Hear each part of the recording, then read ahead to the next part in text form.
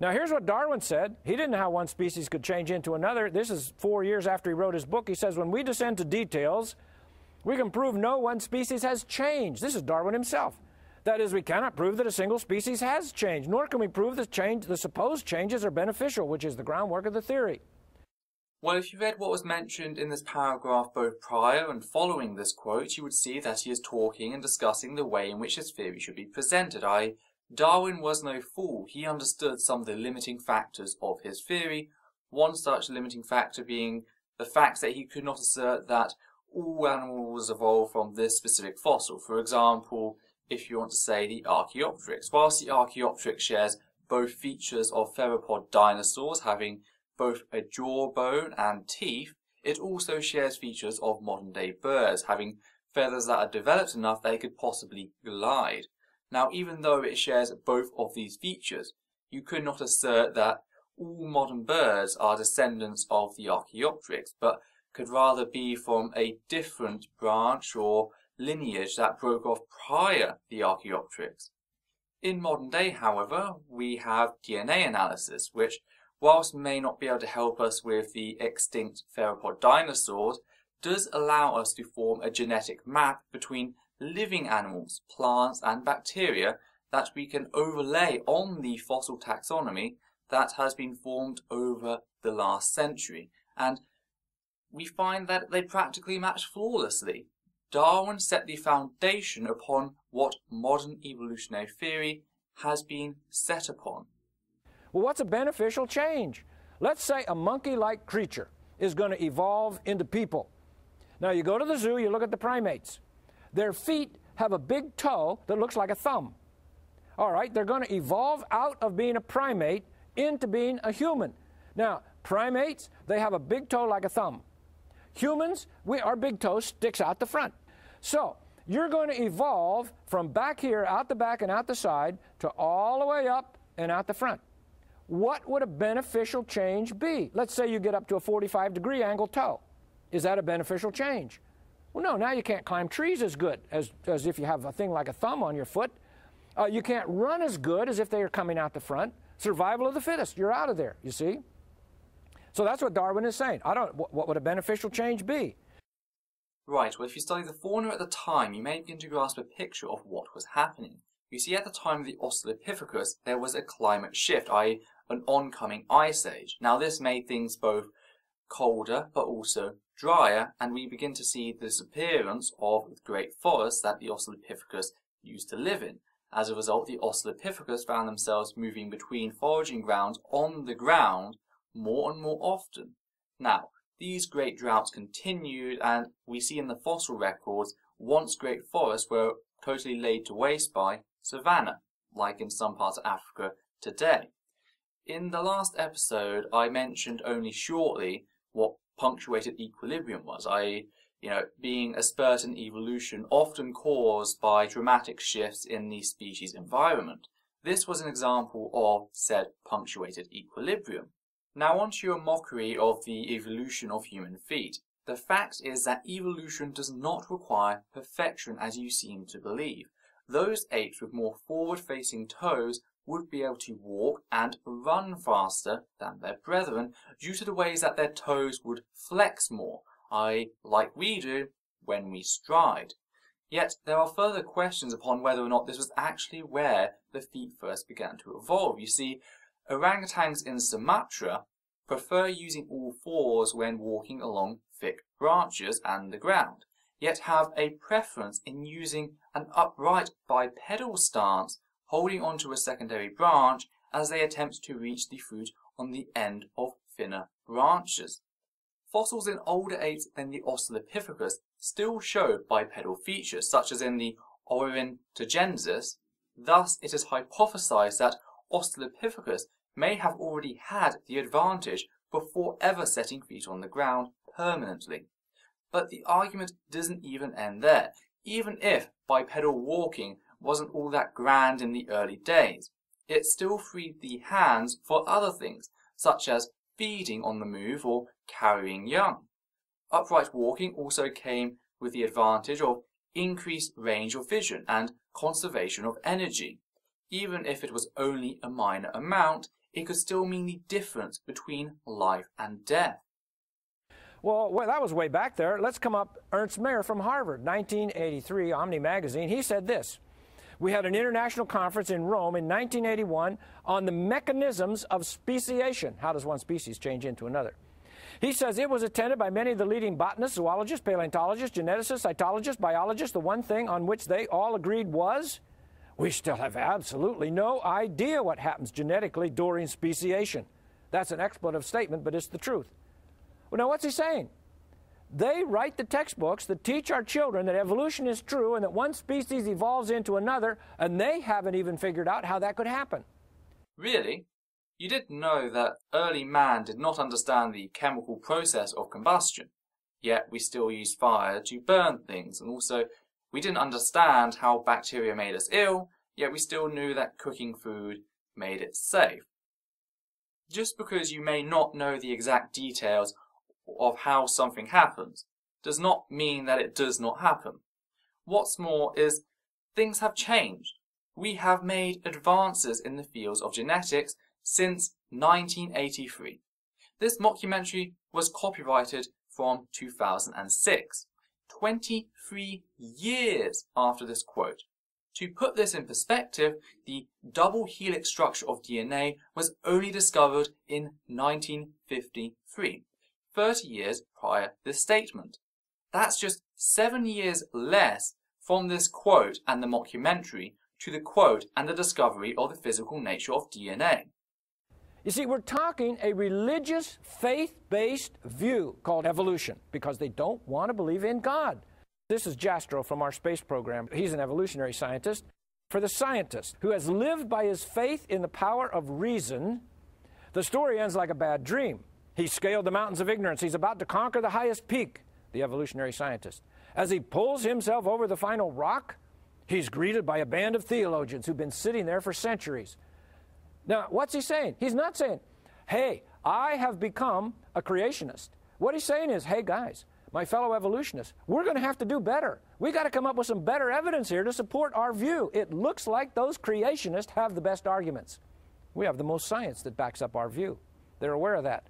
No, sadly from this and also his other writings, he quite clearly did not have a fundamental understanding of burden of proof, and thus declared that science had no evidence that life was not divinely created, an argument from ignorance.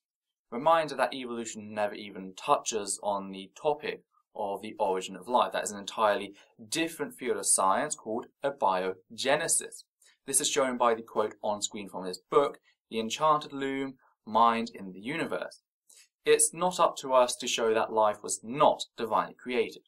At most, we must show that abiogenesis is possible, and in recent years, we've had some major progress for that claim. We can create molecular structures which have all the features of life without advanced systems, as shown in the line between life and not life, which offers a very possible route for the formation of life, making it far more probable than the asserted deity. Simply put, you have zero evidence for your view. If you did, you would be presenting it rather than merely quoting other people. All right, so you go to a Christian college. This is a page out of a textbook at a Christian college. Now look what it says. On distinguishing science from non-science. What science is, and it has a good definition. Understanding how nature works based on objective evidence that includes reproducible experimental data and measurements and observations. That's good. What science isn't. So what is not science at this Christian college? Science is not art, astrology, creationism. Whoop. A Christian college that says creationism is not science? Yes, creationism is like extrasensory perception, fortune-telling, healing crystals, philosophy, psychic phenomenon, reincarnation, religion, telekinesis, telepathy, therapeutic touch. Well, we send our Christian young people to a Christian college and they get a textbook that tells them creationism is the same as healing crystals and extrasensory perception? Yep, that's a Christian college. Well, what's happening? Well, you see, there's a whole bunch of fraudulent things out there. Wow, my irony meter just broke. I mean, creationism has not given itself any validity to earn its place as a paradigm of science. To do that, you'd have to, do some actual bloody science. Mr. Martin, do tell me, how many academically peer-reviewed articles and journals on creationism you have done.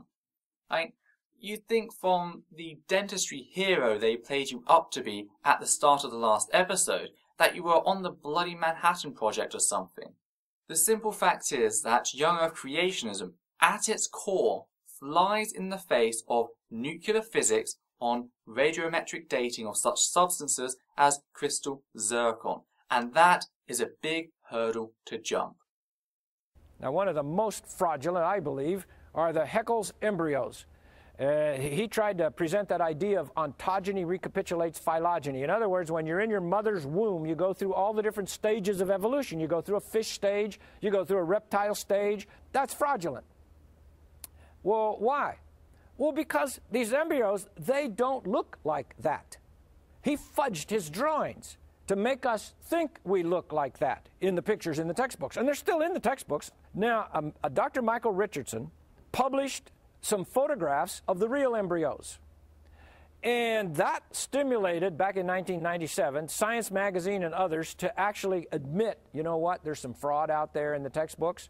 So Science Magazine, back in September of 1997, generations of biology students may have been misled by a famous set of drawings of embryos published 123 years ago by German biologist Ernst Haeckel. Not only did Haeckel add or omit features, he also fudged the scale to exaggerate similarities among species, even when there was a tenfold difference in size. That's called fraud. How about the New Scientist, same month, September of 1997? They came out with these articles then because Dr. Richardson published his pictures. And all of a sudden, we now have true pictures that show Haeckel's embryos weren't true. New Scientist. Although Haeckel confessed to drawing from memory and was convicted of fraud at the University of Jena. That was like in about 1874. In other words, fraudulent pictures have been known to be fraudulent pictures since 1874, and they're still in the current textbooks. At the University of Jena, the drawings persist. That's the real mystery, says Dr. Richardson. It is. Why are those drawings still in the book? Because the evolutionists don't have any evidence, you see. How about those human embryo pictures you see that have labels like gill slits, yolk sac, or tail? Are those labeled correctly? And the textbooks still have them labeled like that. No, those gill slits aren't gill slits. They aren't even slits. They're pouches on the human embryo, and they don't have anything to do with breathing underwater, ever. They form your parathyroid glands, your thymus gland, your middle ear canal. Nothing to do with breathing at all. They're labeled gill slits. Why? Because the evolutionary community wants our children to think you go through a fish stage when you're in your mother's womb, and fish have gills. So they just mislabel something to make you think you had gills, you see? That yolk sac, that doesn't mean you were a reptile, came out of an egg. That's not a yolk sac. That's your blood-forming organ. Before you have your bones to make your blood, you don't take your mother's blood. Your mother's umbilical cord does not pump her blood right into your arteries. You make your own blood from the very beginning. And that's the organ that makes your blood. You may not have the same type of blood as your mother, okay? Like my wife is O, my daughters are A. There's not even the same type of blood. So it's mislabeled yolk sac to give you this impression, oh yeah, I used to be a reptile. And I'm just kind of duplicating that in my mother's womb. And then your tail. They have these things labeled a tail. It's not a tail. It's your coccyx. There's muscles that are hooked up down there. You fall on your tailbone. You realize there's things that are hooked up down there because it gets very, very sore. I don't know how prevalent embryology is in the US, or to what extent there are similarities, as the charge isn't that Haeckel's lied, it's that Haeckel's over-exaggerated the similarities. In the UK, we are never taught it. It never came up in our courses. It was unrequired and unnecessary. Yet, all I ever hear from American creationists is the cries of embryology. Funnily enough, that's the only place I've ever heard of it from. They avoid genetics like the plague, however, which I just find absolutely funny. Yes, they were found out to not be true. Not by creationism, but by peer review within the scientific community. Science discarded them a long time ago. If the textbooks failed to keep up, then that's wrong, but that is the publisher's fault, not the fault of science. It may not have helped for creationists to be forcing any old rubbish into textbooks. Once creationism has destroyed institutional credibility in lowering the standards of required evidence, this is what can happen. And so those aren't true. But they want us to think of macroevolution. You see, this Big Bang idea that all of a sudden now, over millions of years, here comes, in the seawater or something, you get a cell and then... And all of that up to now has nothing to do with evolution. That was cosmological origin and abiogenesis. They're separate fields of science. Cells a fish, and then the fish becomes an amphibian, the amphibian a reptile, the reptile birds and mammals and all that. Does that ever happen anywhere? No, it doesn't. It doesn't happen. We can't see it in the fossils and we can't see it in life. It doesn't happen. Except for the fact that, yes, we do have a very good understanding and layout of special diversity through both the fossil record, modern taxonomy, coupled with the facts presented by genetics, which fit this tree of life perfectly. Just going, it's not there, does not deal with the actual issue. The proto-amphibians, the proto-reptiles, the proto-birds, the proto-mammals, and the whole hominid family. Here, I shall link you to a small list of key transitional forms, remembering that every animal is actually transitional. These are just ones that clearly show key points between lineages. Well, is there any kind of evolution we can see? Well, they call that microevolution. Now, that's not really evolution. Usually, it is genetic loss. Usually, genes drop out, or genes don't function some way. And then you get a new type of horse or a new type of cow. They're still horses. They're still cows. There's no evolution there. Birds are still dinosaurs, humans are still apes, and you, Mr. Martin, are still a bloody dentist. That's how taxonomy works. Fact is, you're clearly going into the ever-vague field of kind. I'm sure that's going to come up in the future. I would love to see your definition of such a vague word. Or you have a bacteria resistant to, let's say, penicillin. Oh, there it is. There's microevolution in action. Well, wait a minute. They now know that some of those bacteria had the penicillinase, the factory that makes the penicillinase that breaks down the penicillin. They're the ones that survive. There's no evolution there. But variation had to occur somehow. I know you have this truly bogus notion of evolution, but it's not a case of hit a problem, we must adapt. It's more akin to hit a problem, those that can't survive in varied populations die out, and the ones that do survive carry on with the traits that did allow them to survive, which then exaggerates those traits over generations. Also, as mentioned in the last episode, we have experiments like the E. coli which showed us that no, they do not have these genes prior to the experiment. It was newly evolved genetic material. So microevolution doesn't prove macroevolution could occur, reptiles becoming birds. Microevolution is not even really evolution at all, as far as I can tell. Which is a fact based solely on your own ignorance. Microevolution plus microevolution equals macroevolution. Once you acknowledge the mechanisms for one can exist, you acknowledge the mechanisms for the other. The only differentiation that can be possibly made is time. That is it. I love the way that the audience has just nodded throughout, like one of those novelty nodding toys that you can buy in these cheap pound stores. None of them have the academic scrutiny to go home and check your facts. They're just going to accept whatever you say. And that just saddens me to no end.